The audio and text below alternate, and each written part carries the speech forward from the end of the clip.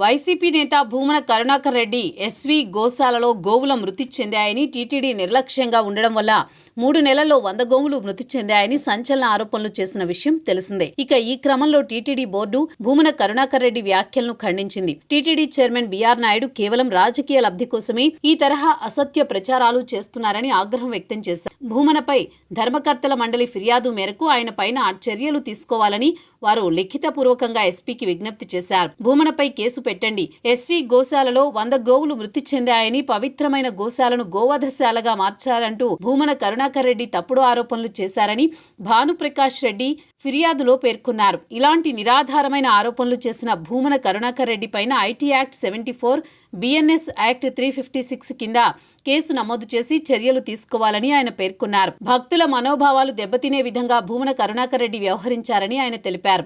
Bhumana Karunakar Reddy chairman గా ఉన్నప్పుడు పెద్ద సంఖ్యలో గోవులు చనిపోయాయని, ఇక ఆ విషయాన్ని తాము ఆధారాలతో సహా బయట పెట్టామని గుర్తు చేశారు. వైసీపీ ప్రభుత్వ హయాంలో గోవులకు పురుగులు పట్టిన ఆహారాన్ని పెట్టారని భానుప్రకాష్ రెడ్డి ఆరోపించారు. భూమన హయాంలో టీటీడీలో అక్రమాల విచారణ జరుగుతోంది. గతంలో భూమన హయాంలో టీటీడీలో జరిగిన అక్రమాలపైన విచారణ సాగుతోందని భానుప్రకాష్ రెడ్డి పేర్కొన్నారు.